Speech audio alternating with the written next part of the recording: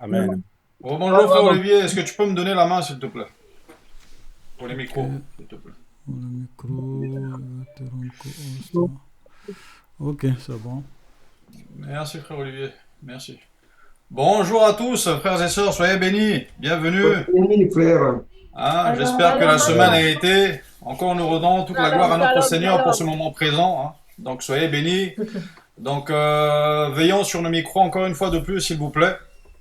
Et soyons attentifs, hein, de vraiment que vraiment tout se passe très très bien. Nous sommes dans la maison du Seigneur. Donc nous avons un Dieu qui est puissant et il faut de l'ordre dans notre vie, mais aussi pour la vie de l'Église. Donc veillons sur nos micros, s'il vous plaît. Amen. Donc ceux qui ont des questions à poser, qui n'avaient pas, quand ils n'avaient pas encore posé, attendez, ceux qui n'avaient pas des questions, ceux qui avaient des questions pareil, allô, vous m'entendez? Ouais, c'est Ok, bon, on c'est t'entend. bon. Ceux qui ont des questions à poser, qu'ils peuvent lever la main maintenant. Amen. Et puis nous allons démarrer. Donc je vais prendre deux questions dans le groupe et deux questions qui ont été posées déjà bien avant. Hein. Donc on va faire comme ça. Amen. Alors est-ce que le frère Izibo du Cameroun, est-ce qu'il est là? Amen.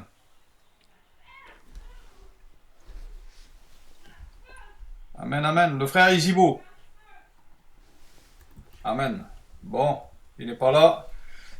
On va remettre pour la prochaine fois. La sœur Marceline. Est-ce que tu peux ouvrir ton micro et poser ta question, s'il te plaît? Oui, frère.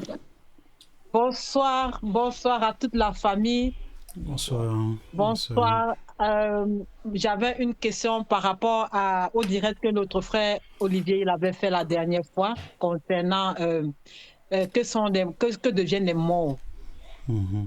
Alors, frère Olivier, j'aimerais bien savoir ceux qui sont morts. Est-ce que c'est vraiment, ça existe vraiment que quelqu'un meurt sans que son temps ne soit arrivé? Si oui, est-ce que c'est vrai que leur âme circule encore dans la nature? Sinon, est-ce qu'ils suivent vraiment la trajectoire que la parole de Dieu les a demandé de suivre? J'aimerais vraiment savoir dans ce domaine-là. Parce que je me dis parfois, il y a des gens qui sont morts d'une mort bête, d'autres qui sont morts vraiment que ça se voit que ce n'est pas vraiment leur temps. C'est une mort vraiment, on les a vraiment achevés. Est-ce que vraiment ça est la volonté de Dieu? Ok, d'accord, c'est vrai. C'est une question, hein. Je pense que souvent, on entend beaucoup de choses par rapport à ça. Les gens qui meurent souvent avant leur temps, et puis après, Oui. on se dit que peut-être leur âme circule et souvent réclame vengeance jusqu'à ce que ces âmes-là puissent peut-être aller se reposer en paix.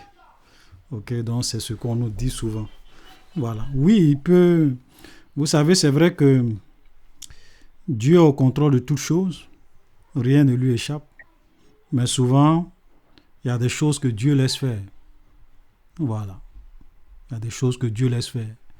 Donc Dieu, il y a des choses, même s'il peut contrôler, s'il peut être celui qui gère tout, souvent il laisse faire. Donc on peut dire qu'il y a des gens, peut-être que Dieu avait voulu, dans son plan, qu'ils puissent vraiment peut-être vivre longtemps, mais eux-mêmes, parce qu'ils n'ont pas fait de bons choix, voilà, l'ennemi peut écourter leur vie. Les sorciers peuvent les tuer. Voilà, des gens qui s'en vont souvent signer peut-être même des pactes avec le diable, ou bien s'en vont voir des marabouts pour avoir le succès, plein de choses, en échange, en échange du succès. Satan leur donne ça. Et souvent, comme le diable c'est un menteur, souvent même quand le contrat n'est pas encore arrivé à échéance, il vient les tuer pour ne même pas leur donner une occasion de se repentir. Mais ce n'était pas la volonté de Dieu, peut-être qu'ils meurent à 30 ans, ou 50 ans, ou 25 ans. Maintenant, comme ce sont des fils du diable, voilà, Satan a une certaine emprise sur eux. Les sorciers ont une certaine emprise sur eux. Voilà, peut-être que s'ils étaient dans le Seigneur, ils allaient peut-être vivre longtemps. Voilà, tu vois. Donc, on peut dire que oui, il y a des gens qui, par leur choix, qui par la vie qu'ils mènent, du fait qu'ils ne connaissent pas le Seigneur et qui sont sous l'emprise de Satan, ils peuvent vraiment mourir un peu plus tôt que s'ils étaient dans la volonté de Dieu. Voilà, ça c'est vrai. Voilà. Maintenant, où vont les âmes? Est-ce que les âmes se promènent dans la nature? Bon, moi je dirais non. Voilà, parce qu'à la lumière de la parole de Dieu, nous voyons que quand quelqu'un meurt, il va vraiment dans le séjour des morts. Voilà, comme le diable, c'est un menteur. La dernière fois, je vous avais parlé même, donné même le témoignage de quelqu'un, si j'ai bonne mémoire, un quelqu'un qui était dans l'occultisme. Et quand il était dans l'occultisme, il était encore très jeune. Donc, il y a des démons qui prenaient l'apparence de son papa qui est décédé. C'est pas si c'était son père ou son grand-père, qui était lui aussi un sataniste, puisque dans leur famille, ils étaient beaucoup dans l'occultisme. Et son grand-père venait lui parler, la forme, la voix, tout. Voilà. Et donc, pour lui, il se disait que c'était son grand-père. Mais quand il a commencé à gravir les échelons, arrivé à un certain niveau, les démons lui ont dit la vérité. Pour lui dire que, en réalité, la personne qui venait te voir comme si c'était ton grand-père, ce n'est pas ton grand-père. Ce sont des démons qui prenaient son apparence, sa voix pour venir se révéler à toi comme si c'était lui. Mais en réalité, ce n'est pas ton grand-père. Voilà, donc c'est pour cela que nous disons, et nous ne cessons de le dire, le monde du diable, c'est un monde d'illusion. C'est un monde de mensonges et de manipulation. Voilà. Je sais que dans nos villages, souvent, on a les histoires de revenants. On voit les revenants de nos parents décédés, tout ça. Mais tout ça sont des supercheries du diable. Voilà. La Bible est claire, il est permis à l'homme de mourir une seule fois. Après quoi vient le jugement. Je sais que souvent, dans certaines pratiques, on va nous dire que bon, on peut tuer quelqu'un, son esprit va aller travailler pour nous envoyer de l'argent. Bon, moi je ne peux pas confirmer ça à la lumière de la parole de Dieu. Est-ce que ce sont des choses que peut-être Dieu permet? Bon, ça, je ne saurais vraiment trop m'hasarder là-dessus. Mais ce qui est clair, ce que nous pouvons dire sur la base des Écritures, c'est que quand quelqu'un meurt, il va dans le séjour des morts. Voilà. Est-ce qu'il y a d'autres choses peut-être que souvent Dieu permet tout ça? Bon. Nous, ce que nous pouvons vraiment dire et défendre, parce que ce qui se passe de l'autre côté, nous ne le savons pas. C'est ce que la parole de Dieu nous révèle, c'est sur ça que nous pouvons parler. Voilà. Donc voilà moi ce que je peux vraiment dire. Voilà. Que quand quelqu'un meurt, il est mort. Il va dans le séjour des morts. Tout ce qui vient après, comme ses apparitions, son âme, son esprit qui apparaît ici, ce sont des démons qui le font. Voilà. Alléluia. Amen. Oui. Amen, amen. Amen. Frère Olivier, excuse-moi d'insister là-dessus. Si j'insiste dessus, c'est parce que dans notre famille, on a eu à vivre une situation similaire. C'est une nièce à ma maman qui était décédée.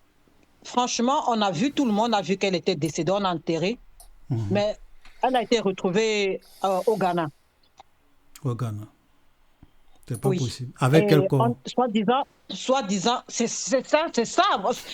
Franchement, je suis un peu perdue dans ça. Oui, c'est pour cela que je te dis, c'est pour cela que je dis qu'en fait, tout ça, ce sont des mensonges du diable. Parce que on dit qu'elle est restée là-bas pour vendre, elle est dans un magasin où on vend les pains. C'est là-dedans une commerçante qui est allée acheter les pains pour venir revendre au Cameroun. L'a retrouvée là-bas et a fait sa photo. Mais bizarrement, la photo, elle n'était pas sortie dans la photo, mais la commerçante était seule sur la photo. Voilà. Donc, pour moi, en fait, ce sont des supercheries du diable. Voilà. Parce que le problème, c'est que la personne est décédée. On l'a enterré avec un corps. Ce corps-là est parti en terre. Ça a été décomposé. C'est retourné à la poussière. Parce que Dieu a tué poussière, tu retourneras à la poussière. Donc, quand les gens la voient de l'autre côté, c'est avec quel corps? Voilà. Vous savez, moi, c'est ce que je dis. Voilà, c'est ce que ça dit que vous devrez savoir que Satan, il est dans une logique aussi de toujours faire comprendre aux hommes certains mensonges. C'est-à-dire qu'il y a des esprits qui peuvent peut-être prendre son apparence, qui peuvent apparaître. Souvent même, il arrivait des cas, même souvent dans nos villages. Sa fille meurt au village. Lui, là, au champ, en train de travailler. Et sa fille s'en va le trouver au champ. Et sa fille peut-être va dire, ah papa, qu'est-ce qui se passe? Je suis venu te voir, je suis quitté au village, ça va bien, je dis cela. Lui, il ne sait pas que sa fille est décédée. Et puis, le soir arrive, il finit son travail, il retourne au village, il voit que sa fille est morte. On lui dit, mais ta fille est décédée depuis longtemps. Il dit, mais c'est pas possible. Moi, j'étais au champ. Et ma fille est venue me voir. J'ai discuté avec elle, je l'ai vue. Comment vous pouvez me dire que ma fille, je l'ai laissée, elle est en train de venir? Et il attend. Il se rend compte que sa fille est vraiment morte puisqu'elle ne vient pas. Et cela, il va se dire, ah, donc c'est son revenant que j'ai vu. Mais ce revenant qu'il a vu, ce n'est pas sa fille. Ce sont des esprits, ce sont des démons, ce sont des mensonges du diable. Satan fait ça pour que les gens puissent croire que quand on est mort, on n'est pas mort. Qu'il y a une vie après la mort. Ce sont des mensonges de Satan.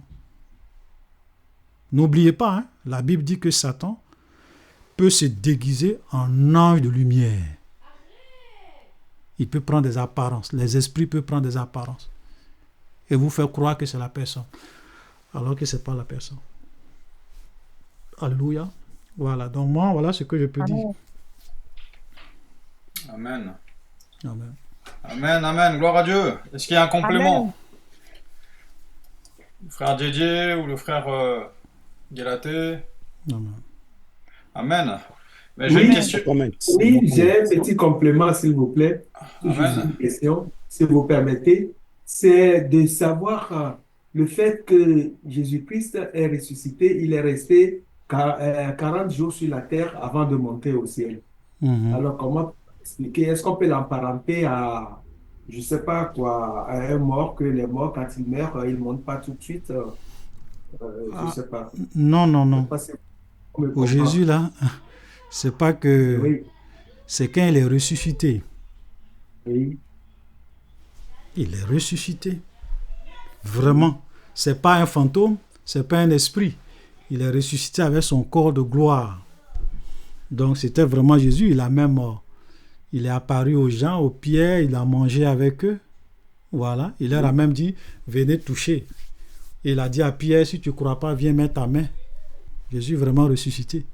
Donc c'est ce Jésus ressuscité-là qui a fait 40 jours, il s'est relevé à plus de 500 personnes avant de monter au ciel. Voilà. Donc ça n'a vraiment rien à voir avec quelqu'un qui est mort, qu'on a enterré, et son esprit apparaît aux gens. Non, c'est pas ça. Dans nos traditions, on prend ça pour dire qu'il faut toujours faire la messe des 40 jours, parce que c'est au bout des 40 jours que quelqu'un qui est décédé quitte définitivement la terre. Ah, ok, non. Voilà, Ça, ce sont des mensonges du diable. Voilà. Quand tu meurs, tu vas dans le séjour des morts. À la rigueur, on peut dire que si tu n'es pas encore enterré, peut-être que ton esprit, Dieu peut permettre à ce que, parce que souvent il y a des gens qui vont se dire que quand quelqu'un meurt, son esprit est encore tout jusqu'à ce qu'on l'enterre. Bon, est-ce que c'est vrai, c'est faux? Mais toujours est-il que ces histoires de 40 jours, 30 jours, tout ça, c'est faux. Voilà. Si on t'enterre, tu retournes dans le séjour des morts. Amen. Voilà. Quand Lazare est mort, quand il est mort, avant même qu'on l'enterre, les anges de Dieu sont venus le prendre. Donc les gens peut-être ont pris son corps, ils sont allés, mais lui, son esprit était déjà dans le séjour des morts. Les anges sont venus le prendre pour l'envoyer dans le sein d'Abraham. Voilà, donc les gens pleuraient ici, oh, mais Lazare était dans le sein d'Abraham. Voilà. Donc ça, c'est pas vrai. Voilà, ce sont des superstitions, des considérations humaines. Amen. Amen. Amen. Amen. Gloire à Dieu. Ça te va, ma soeur Marceline? Ta question, c'est bon? Oui, ça va, merci. Super. Juste avant de donner la main au frère Djedje, juste toujours sur la question de la mort, là, tout ce qui concerne la vie, il y a Sonia qui pose la question et qui dit, est-ce que Satan peut ôter la vie à une personne? Bien sûr. Satan peut ôter la vie à une personne. C'est ce que je disais tout à l'heure. Si tu sais, j'avais entendu l'histoire, je ne sais pas si c'était le témoignage de qui. C'était voilà, le frère Lusunji. Il a même écrit un livre, Va à Bethel. Il y avait un jeune homme qui allait signer un pacte avec lui, puisqu'il était un grand, pour avoir une porte-monnaie magique. Et je ne sais pas si c'était chaque jour ou bien chaque mois, il y avait de l'argent qui apparaissait automatiquement dans cette porte-monnaie. Et il y a beaucoup de jeunes qui se lancent dans ce genre de choses, de broutage, tout ça. Dans le pacte, il était dit que il va utiliser l'argent jusqu'à ce qu'à un moment donné, il va se réveiller. Quand il va mettre sa main, il va envoyer un message. Voilà. Et effectivement, donc, il a commencé à avoir beaucoup d'argent, salaire, il vivait bien. Et un bon jour, il se lève dans la porte-monnaie magique. Quand il met la main, il voit un message. Et le message, c'était que l'esprit qui t'apportait de l'argent chaque jour a besoin d'un remplaçant. Donc lui, il a compris, puisque le frère lui avait dit, quand il était dans l'occultisme, il lui avait parlé de tout ça. Donc, ce n'était pas étonnant. Donc, il allait le voir et dit, ah, voilà le message que j'ai reçu. Il dit, ok, c'est ce que je t'avais dit avant qu'on ne commence. Donc, quelle est la personne que tu veux sacrifier? Et il dit, bon, moi, je vais faire court. Il dit, je vais sacrifier mon père.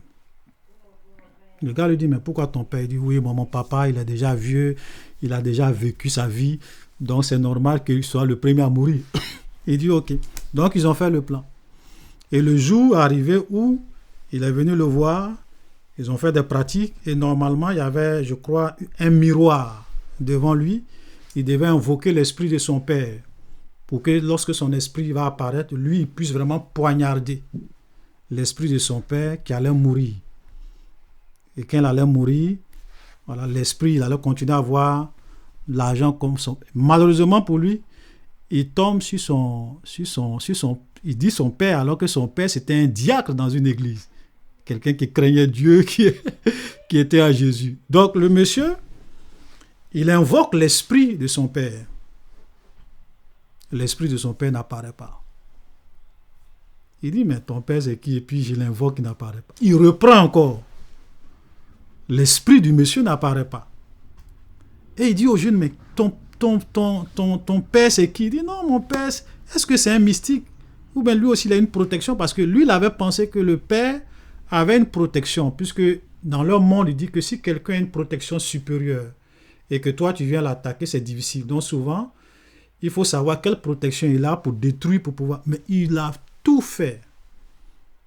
Il n'a pas pu avoir l'esprit du père du jeune n'est pas apparu dans le miroir.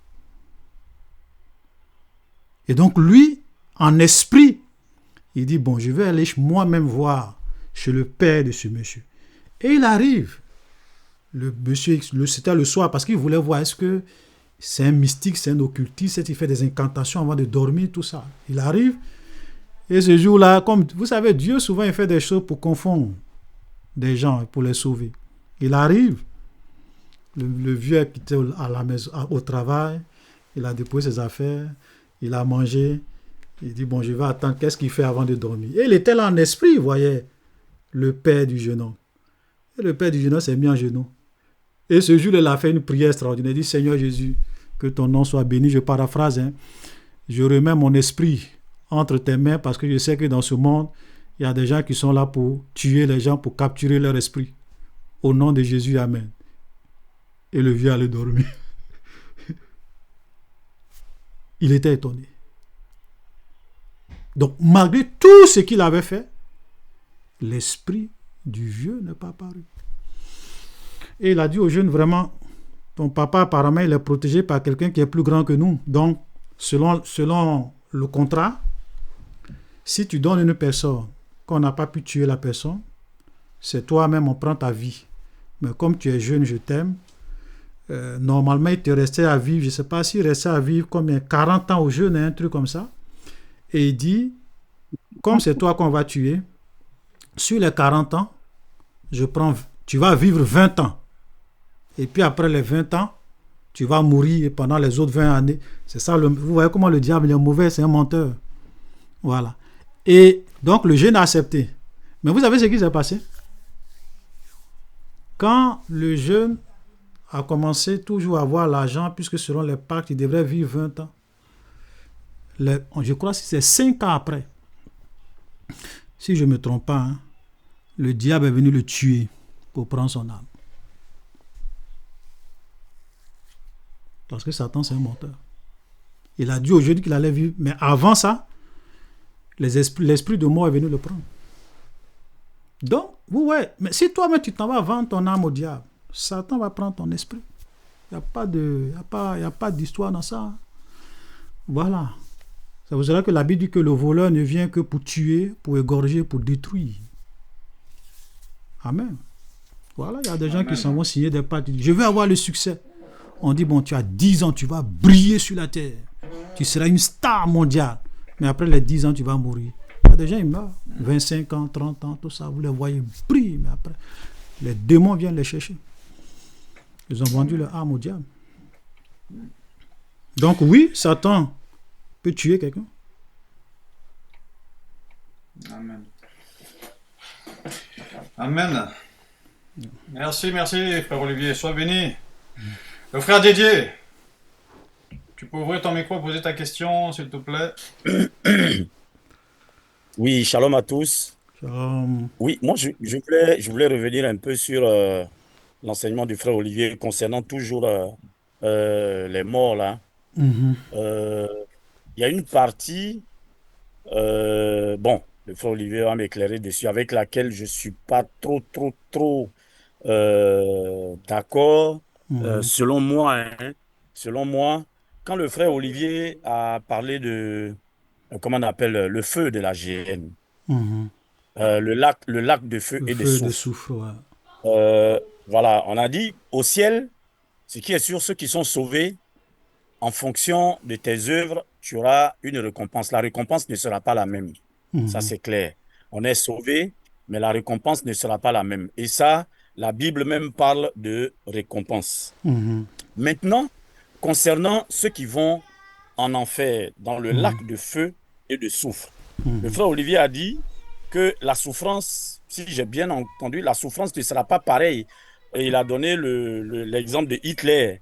Voilà. Un Hitler comme ça ne va pas avoir la même punition. Les mêmes degrés de souffrance. Les mêmes degrés de souffrance qu'un voleur.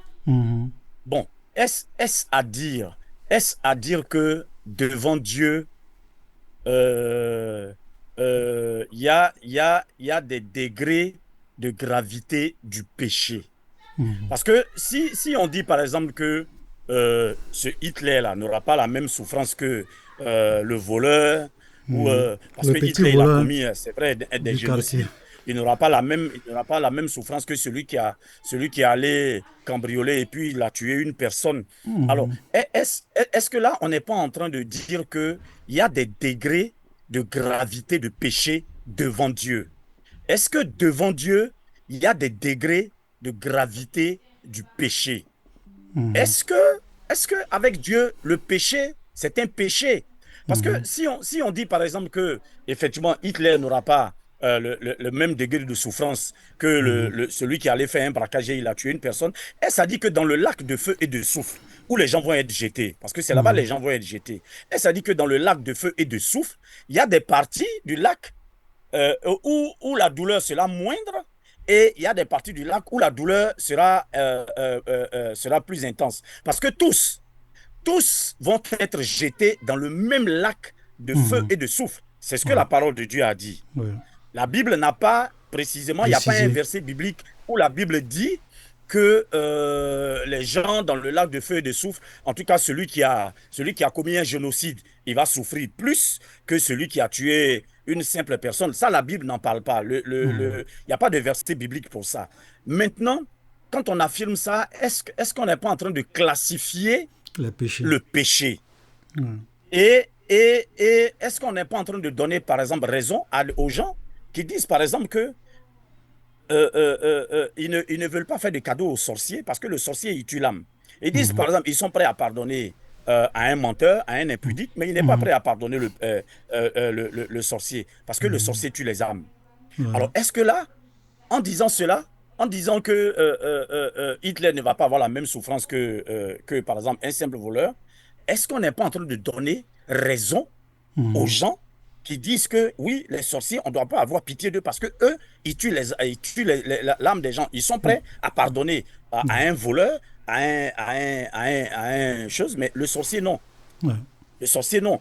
Alors que la parole de Dieu a dit ni les efféminés, ni les adultères, ni les machins, tout et tout et tout. C'est-à-dire que quand tu lis la parole de Dieu, Dieu ne fait pas de classification du péché.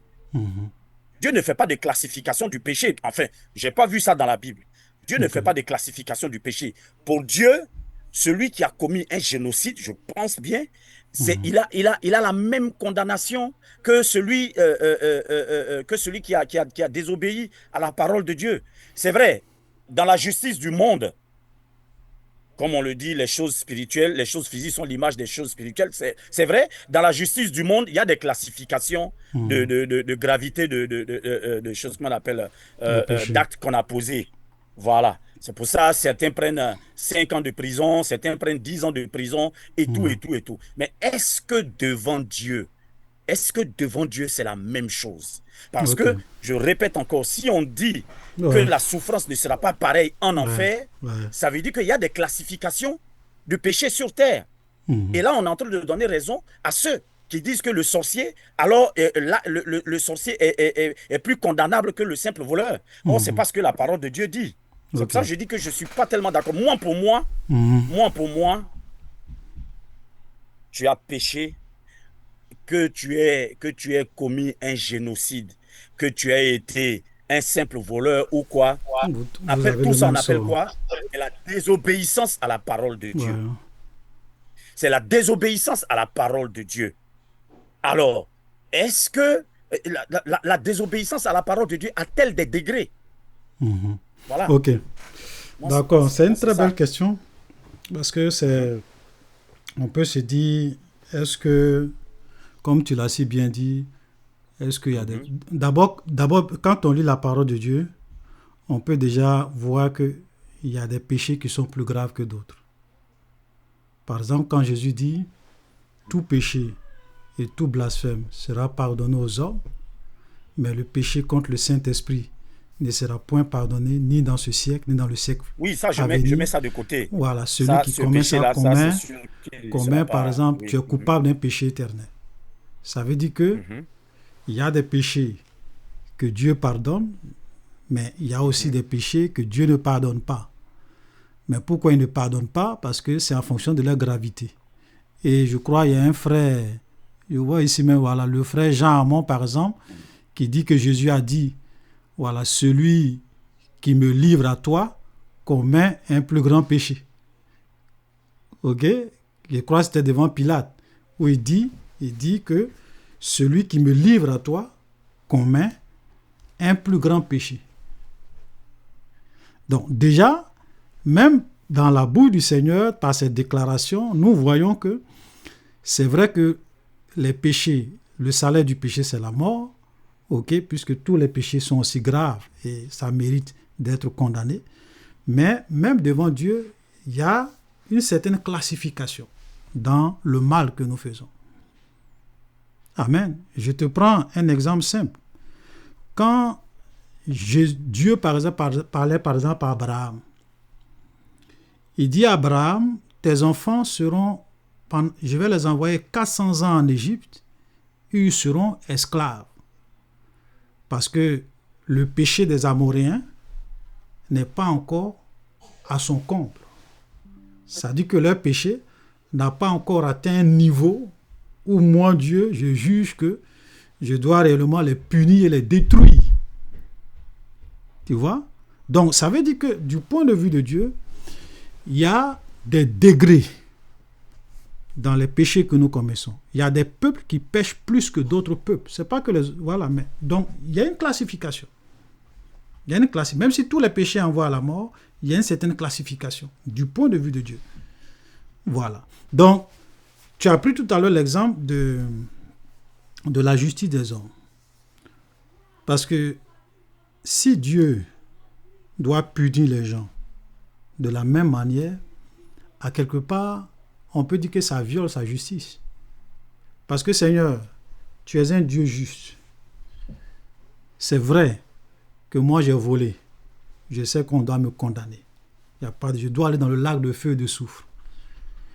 Mais quelqu'un qui a tué des milliards ou bien des millions et des millions de personnes, ok, par rapport à quelqu'un qui a tué 2 personnes, c'est pas la même chose. C'est vrai que les 2 ont tué, ils vont être condamnés, mais je veux dire, en termes de responsabilité, de gravité, ils ne peuvent pas avoir la même sentence. Et c'est d'ailleurs la raison pour laquelle Dieu juge. Parce qu'en fonction du livre de tes œuvres, ça va déterminer le degré de punition, de souffrance que tu mérites. Voilà. Donc, même si tous les gens seront jetés tous dans le lac de feu et de soufre, je peux t'assurer que même étant dans le lac de feu et de soufre, il y aura différents degrés de punition, différents degrés de souffrance. Et je peux même me baser aussi là, sur... Là, frère Olivier. Oui. Frère Olivier, permets-moi de te couper, s'il te plaît. Permets-moi de te couper. Est-ce que dans ce cas, on n'est pas en train de... dans ce cas, quelqu'un peut dire, par exemple, oh, même si je vais en enfer, moi j'ai juste été un simple voleur. C'est vrai que je vais aller en enfer, mais ma souffrance ne sera pas comme celle de Hitler, par exemple. Il peut se plaire dans ça. Mais c'est une erreur. Il peut se plaire dans ça. C'est une erreur parce que... Non, mais il peut se dire, oui, je sais que c'est une erreur. Je sais que c'est une erreur. Mais il peut se dire, écoutez, oui, moi je sais que je suis pécheur, tout et tout et tout, mais en tout cas, Hitler, là, qui a tué des millions et des millions de personnes, lui, va souffrir plus que moi. Bon, c'est une erreur, mais il peut se complaire. Il peut se complaire dans cette situation. Tandis que si on lui dit que même Hitler qui a tué des millions de personnes et toi qui as menti, vous avez le même feu de l'enfer. Je pense que ça va permettre à la personne de prendre conscience que même le simple petit mensonge est grave. Oui. Même le simple petit mensonge est grave. Mais en fait, pourquoi c'est se tromper en disant ça? Petit mensonge, entre guillemets. Voilà, c'est se tromper en disant ça parce que c'est projeter l'image que quand tu vas aller à l'enfer, tu pourras, même la souffrance que tu vas subir là, ça va te permettre d'être à l'aise. C'est une grave erreur parce que même la plus petite des souffrances à l'enfer, tu n'as aucune idée. Ça dit que c'est plus grave que ce que tu imagines. Voilà, c'est plus grave que ce que tu imagines. Ça, parce que c'est un sort, c'est subir quelque chose de terrible auquel tu ne peux même pas penser. C'est-à-dire que ces souffrances-là, même si tu viens, la plus petite personne qui souffre dans le lac de feu et de soufre, tu envoies ça sur la terre, tu appliques ça à un homme, il ne pourra pas tenir. Il va vouloir mourir. Et l'homme riche le dit. Quand il était dans les flammes, il dit, je souffre cruellement dans cette flamme. Voilà. Donc, c'est pour cela que je dis, c'est vrai qu'il aura différents degrés de punition, mais c'est vraiment faire fausse route de dire que, bon, Adolf Hitler, lui, va subir quelque chose. Moi, je serai à l'aise. Peut-être le feu va me brûler un peu, mais je serai à l'aise là-bas. C'est faux, parce que c'est une punition. Tu es séparé éternellement de Dieu. Voilà. Ce que je voulais dire, vous voyez, moi, souvent, vous allez voir qu'il y a des gens, je parle souvent de certaines personnes qui ont vécu de vraies expériences que le Seigneur leur a fait voir le séjour des morts.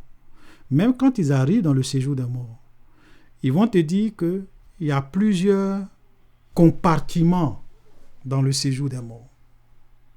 Il y a le compartiment des sorciers, il y a le compartiment des impudiques, il y a le compartiment des ivrognes, il y a le compartiment des menteurs.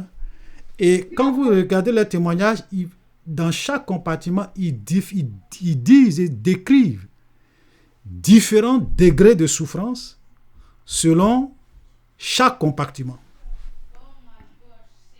C'est-à-dire que ceux qui ont, par exemple, pratiqué la sorcellerie et la magie, ce qu'ils subissaient n'avait rien à voir avec la souffrance des gens qui étaient ivrognes sur la terre, même si eux aussi souffraient atrocement. Voilà.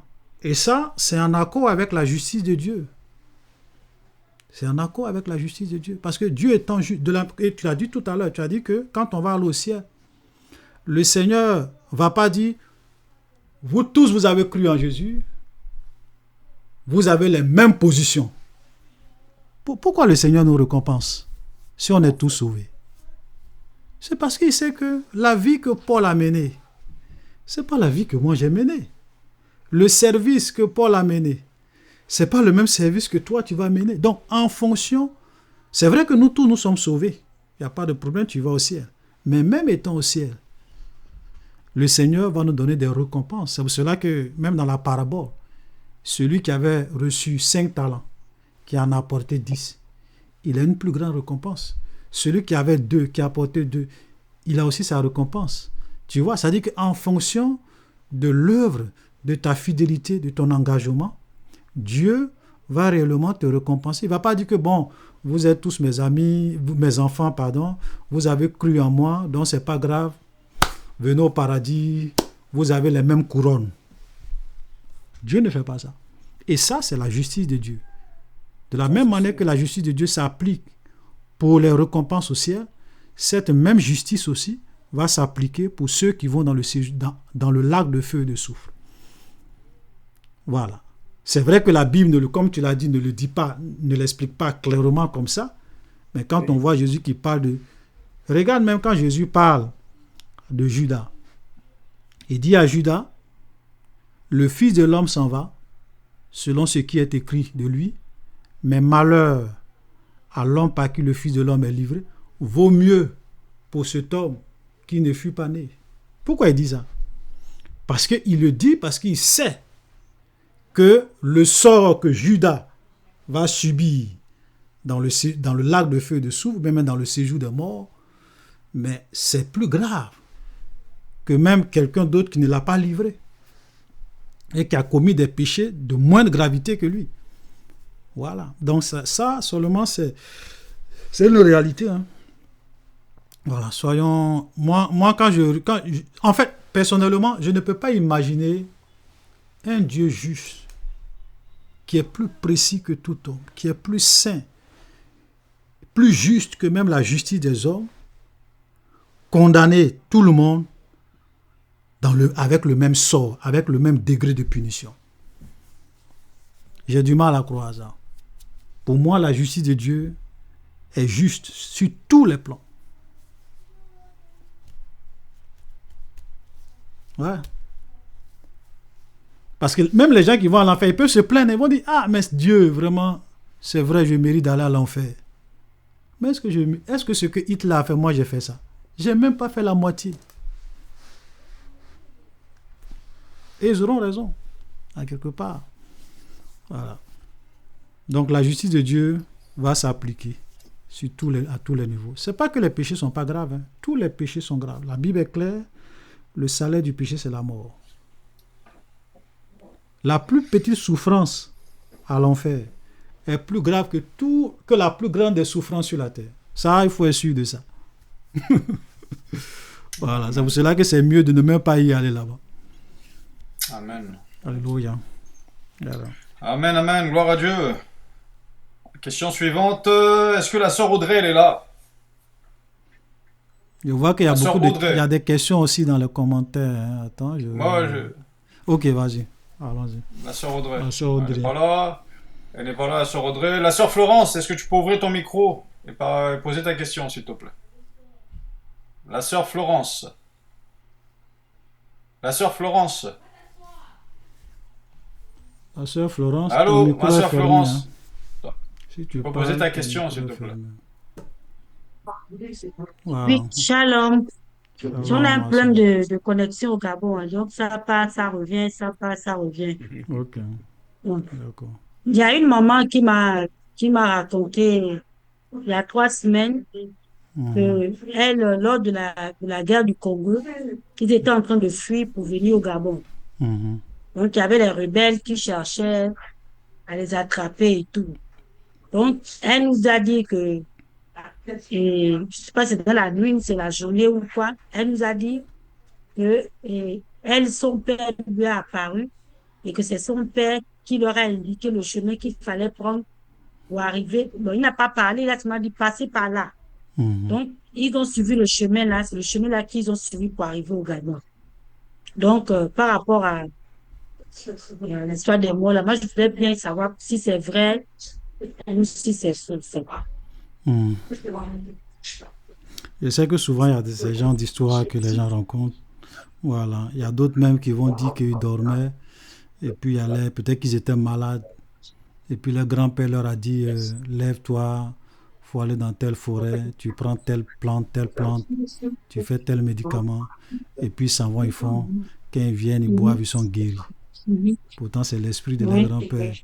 Donc, il y a ce genre d'histoire qu'on attend. Mais je le dis, et je le répète encore. Satan, c'est un menteur. Voilà. Les démons sont des menteurs. Parce que ne pensez pas que même les démons, souvent, ils protègent les gens. Vous allez voir qu'il y a vous pouvez rencontrer des occultistes. Quand ils doivent voyager et qu'ils doivent faire un accident, il y a des démons qui vont leur dire, tu vas faire un accident, ne voyage pas. Soit peut-être il y a une bague. Quand la bague le serre, ça veut dire qu'il y a un danger. Donc, il ne doit pas voyager. Il y a plein de cas. Donc, le diable aussi, il protège ses enfants, hein, dans une certaine mesure, qui lui livrent leur âme, les francs-maçons qui sont dans des trucs, Satan, voilà. Mais tout ça, ce sont des parce que quand le diable le fait, il a toujours un but derrière. Quand les démons le font, ils ont toujours un but derrière. Voilà. Mais c'est pas des choses qui sont de Dieu. Voilà.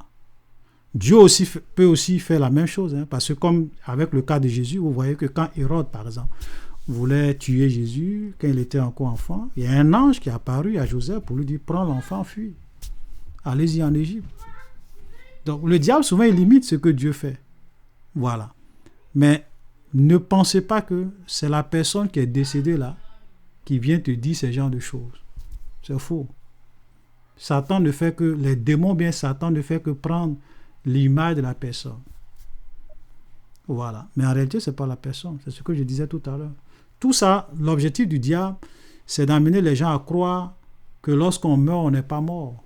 Et que réellement, après la mort, on va rejoindre ses ancêtres, on vit à l'aise, il n'y a pas d'enfer, il n'y a pas de... C'est ça l'objectif. Pour amener les gens à ne pas croire au feu de la géhenne, à se repentir et à abandonner la main de Dieu.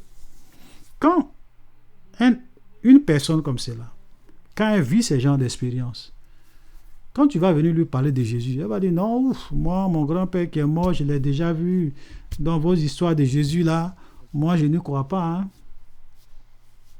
Satan a un but dans tout ce qu'il fait. Et cette personne va aller dire, ah oui, moi, mon grand-père m'est apparu, c'est lui qui m'a indiqué la voie pour qu'on soit sauvé, tout ça. Et il y a d'autres qui vont commencer aussi à croire. Donc, il y a des gens aussi qui vont croire. Donc, Satan attire les gens. Quand Satan guérit une personne, quand vous allez chez des marabouts, que le marabout guérit une personne, c'est cette personne qui s'en va faire la promotion. Et le diable gagne beaucoup d'âmes. Je vous ai dit la dernière fois que la doctrine du diable, c'est le plus grand nombre de personnes à l'enfer avec moi. Donc si je peux faire un petit bien pour qu'il y ait plusieurs personnes qui viennent vers moi, gloire à Dieu, je le fais. Satan peut guérir quelqu'un pour que cette personne puisse envoyer plusieurs âmes à Satan. C'est sa façon d'évangéliser. Voilà. C'est sa façon d'évangéliser. C'est sa manière d'évangéliser. C'est sa manière d'évangéliser. Ce sont des mensonges du diable. Voilà. Parce que si Satan ne faisait pas du bien, tout le monde va le fuir, hein, qui va aller chez les marabouts. Donc souvent, il fait des choses qui sont bien pour attirer des gens. Il fait des miracles pour attirer des gens. Il donne des révélations pour attirer des gens. Voilà, c'est son évangélisation. Amen. Amen, amen. De Dieu. Gloire à Dieu.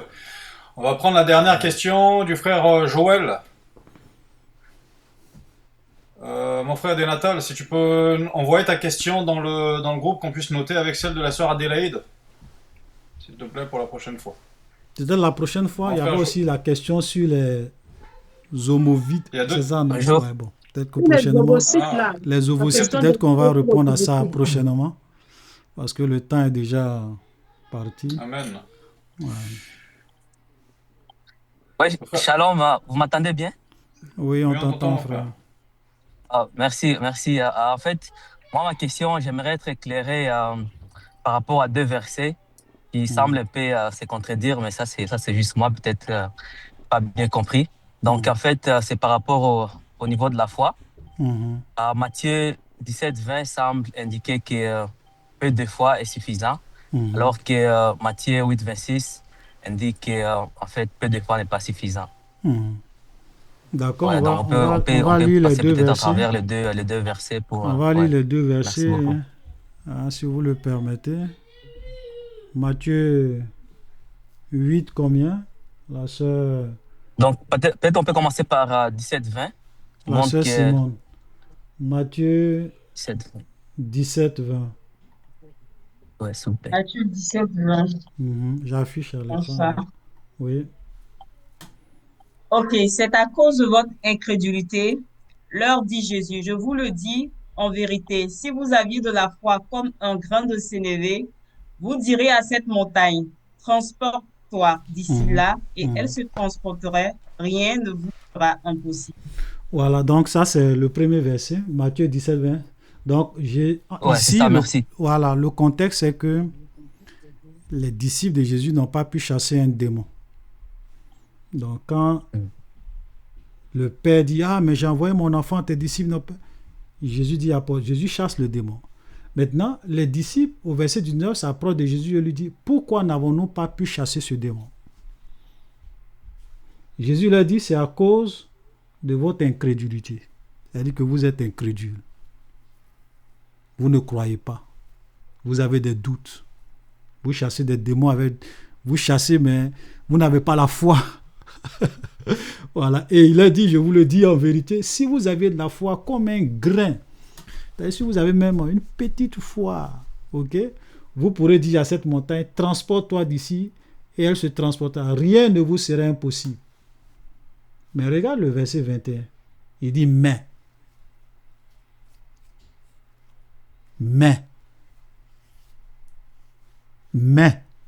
Donc quand quelqu'un parle, et puis il met un mais, ça veut dire que il faut prendre aussi en considération ce mais. C'est vrai qu'il leur reproche leur incrédulité, mais il a dit oui.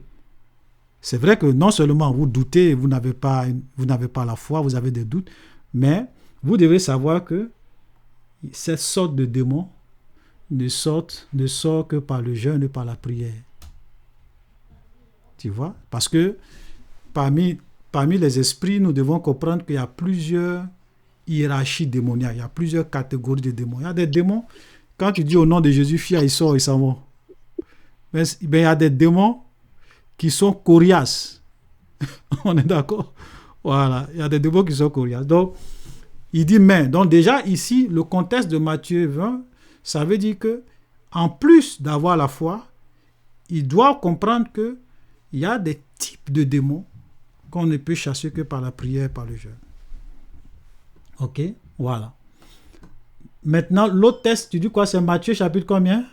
8? Ouais, désolé frère Olivier, juste sur ce point-là. Je voulais souligner sur les points des rien ne vous sera impossible. Oui. Donc rien c'est ça ne vous qu'en sera fait, impossible. Ouais, c'est ça que je voulais comparer avec ce qui est dit dans Matthieu 8, 26. 8 combien? 8, 26, s'il vous plaît. 8 et 26. Ouais. Il leur dit, pourquoi avez-vous peur, gens de peu de foi? Alors il se leva, menaça le vent. Ok. Pour aller un peu plus vite, puisqu'on a le temps en train de partir, il nous reste 5 minutes. Quand on dit peu de foi, dans la foi, même si elle est petite, il n'y a pas de doute. Parce que quand on dit peu de foi, que si vous avez une petite foi, dans cette petite foi, même si elle est petite, par exemple, moi, je crois que Dieu peut faire ça. Une chose. Ça, c'est la foi. Mais je ne crois pas, ou bien j'ai des doutes que Dieu ne peut pas faire telle chose. Donc, on a deux choses. Moi, je crois que parmi les deux choses, il y a une chose que Dieu peut faire. Ok? Ma foi est limitée. Elle n'est pas grande. Elle n'est pas totale. Mais même cette foi où je crois que Dieu peut faire telle chose, il n'y a pas de doute. Si tu doutes, même dans ta petite foi que tu as, il ne faut même pas imaginer que Dieu va t'exaucer. On peut lire ça dans Jacques. Jacques chapitre, ma soeur Simone, Jacques chapitre 5. Jacques chapitre 1. Jacques chapitre 1, verset 5. Voilà, Jacques chapitre 1, verset 5. 5. Ma soeur Simone. À 6. Faut lire ça. Jacques, voilà. Jacques chapitre... Lui qui doute, qui Jacques décide, 1er. même pas recevoir. Jacques Jacques chapitre chapitre 1, 1, le verset Oui, 5. Jacques 1. à Ouais, partir du D'accord. verset 5. à D'accord. partir du verset Si 5. quelqu'un d'entre vous manque de sagesse, qu'il la Mhm. demande à Dieu, qui donne à tous simplement et sans reproche, et elle lui sera donnée. Mhm. Mhm. Mais qui la demande avec foi, sans douter, car celui qui Alors, doute est arrête-toi là, semblable. arrête-toi là. Qui la Ouais. demande avec foi, sans douter. Sans Pourquoi? douter. Parce que Mhm. dans la foi, la vraie, même si elle est petite, il n'y a pas de doute. Mhm. Parce que souvent, quand on dit petite foi, là, les gens pensent que oui, dans la petite foi, je dois douter. Mais regarde ce qu'il dit après. Vas-y, ma soeur, sans douter. Celui Sans qui doute, douter, Ouais. car celui qui doute est Hein. semblable au flot de la mer, agité par le vent et poussé de côté et d'autre. Mhm. une telle Je personne. continue.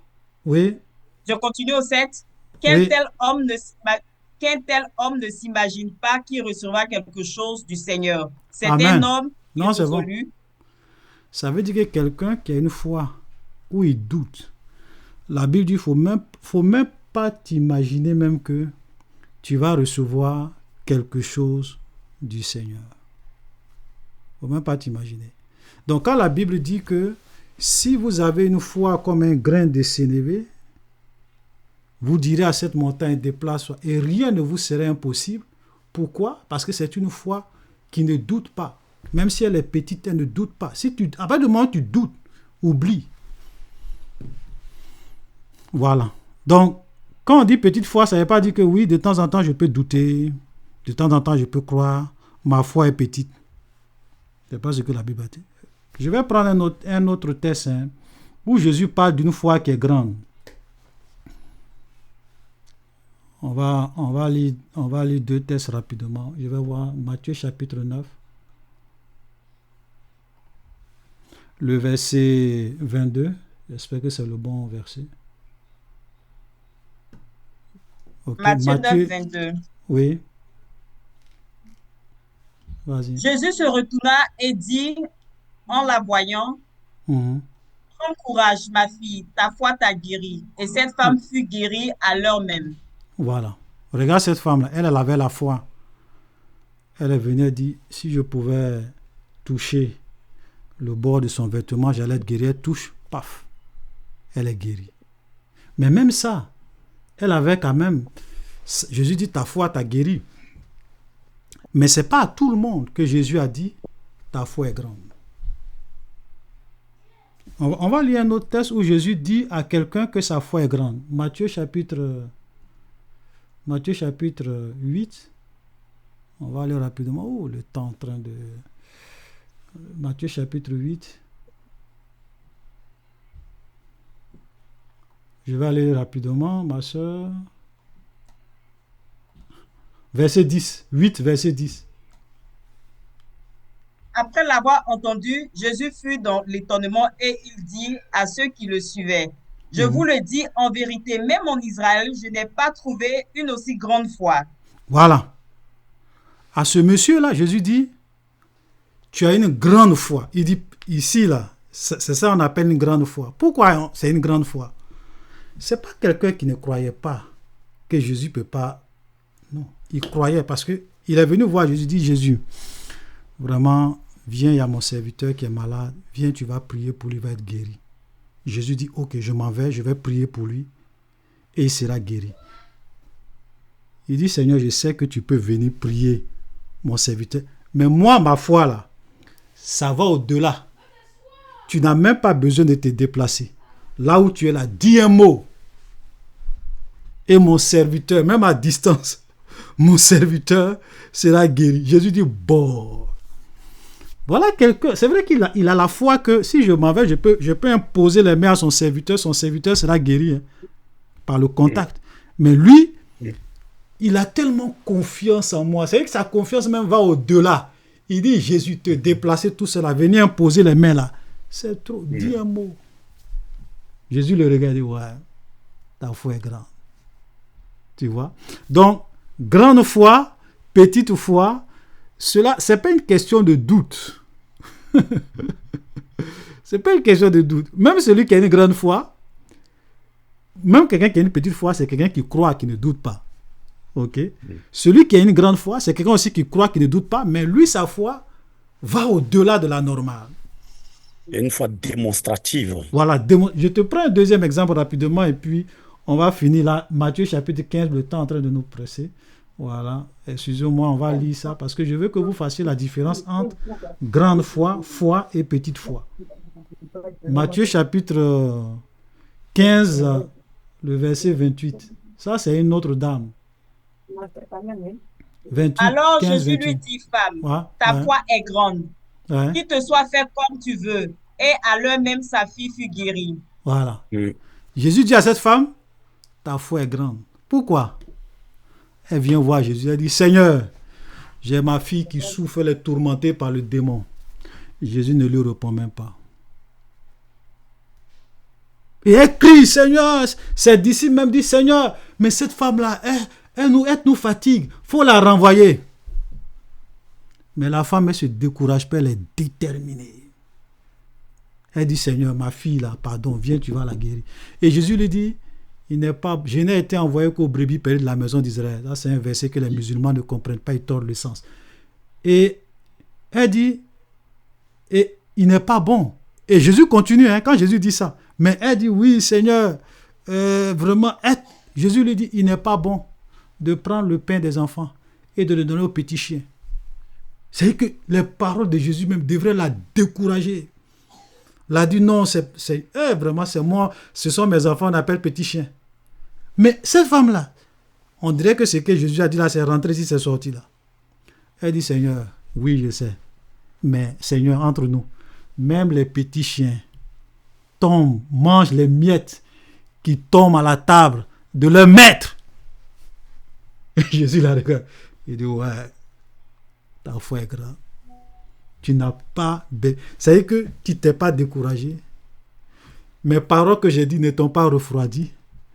Mais tu es déterminé. Tu veux aller jusqu'au bout. Ça, c'est une foi qui est grande.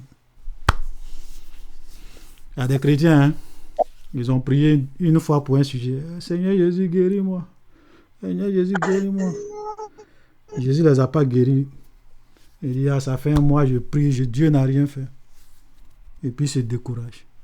Ils n'ont pas la foi. Leur foi n'est pas grande. Alléluia. Voilà. Donc, quand on parle de grande foi, il faut savoir ce que ça veut dire. Quand on parle aussi de petite foi, il faut savoir ce que ça veut dire. Mais de toutes les façons, une foi, peu importe qu'elle soit petite ou qu'elle soit grande, c'est une foi qui ne doute pas. Et la grandeur d'une foi, ce n'est pas le fait que tu doutes ou tu ne doutes pas. À partir du moment où tu doutes, tu n'as plus la foi. La foi ne doute pas. Maintenant, parmi toutes les foi qui ne doutent pas, il y a des petites foi qui ne doutent pas, qui produisent des résultats.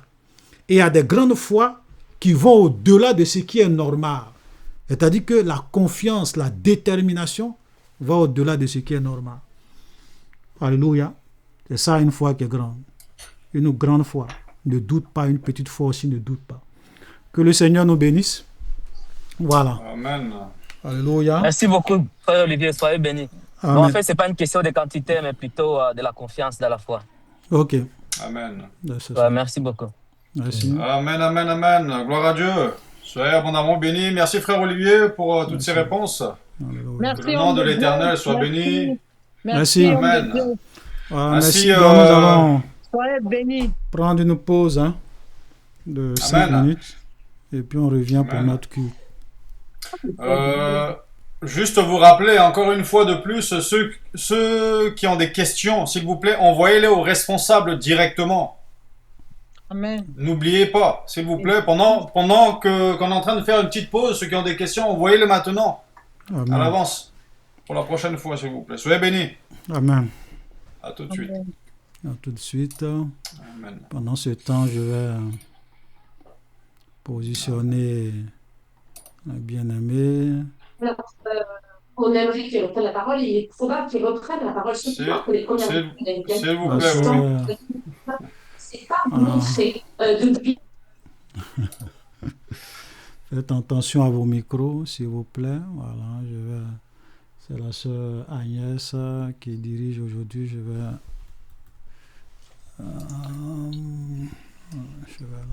l'afficher.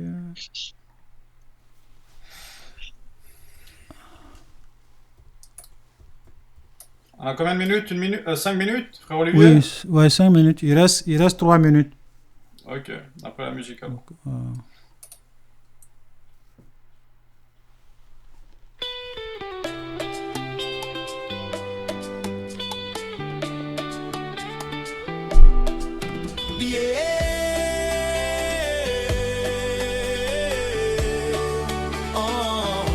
Bienvenue à chacun, bienvenue à chacune.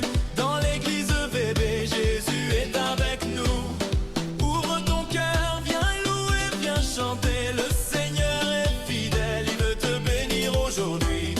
Lève tes mains, ouvre ton cœur. La gloire de Dieu est ici. Oh! Bienvenue, bienvenue dans l'église EVB. Bienvenue, bienvenue, Jésus est avec nous. Chantons, louons, proclamons son nom. Bienvenue, bienvenue dans l'église EVB. Ici chacun est précieux, aimé par le Père. L'Esprit nous rassemble, unis dans la prière. Viens célébrer Jésus, notre Sauveur. Chantons, louons le Seigneur, il est notre joie.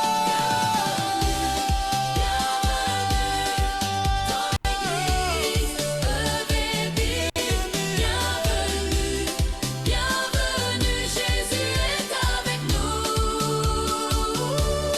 Chantons, louons, proclamons son nom. Bienvenue, bienvenue dans l'église EVB. Là où deux ou trois sont assemblés, Jésus est au milieu de nous. Là où deux ou trois sont assemblés, Jésus est au milieu de nous. Bienvenue, Alléluia. bienvenue dans l'église EVB. Bienvenue, bienvenue, Jésus est avec nous. Chantons, louons, proclamons son nom. Bienvenue, bienvenue dans l'église EVB.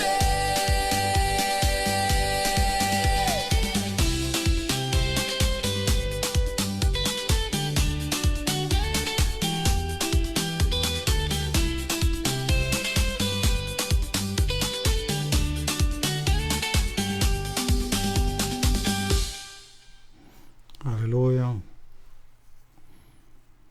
Amen, amen. Amen, gloire à Dieu, soyez bénis.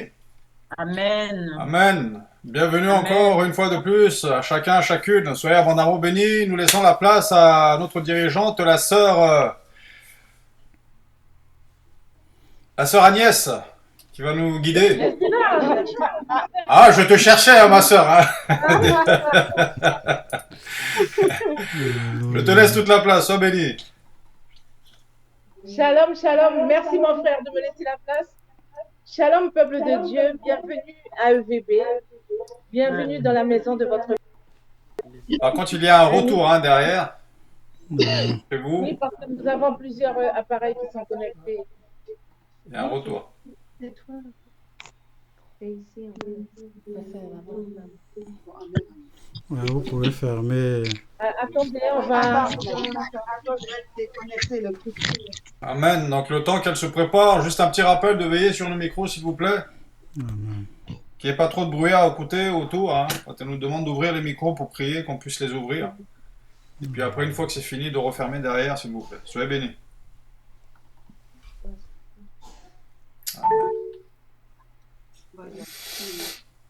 Amen. Shalom, shalom. Là, retour là maintenant, ça va? Super, super. C'est tout bon. C'est bon. Shalom, peuple de Dieu. Bienvenue à EVB encore en ce dimanche.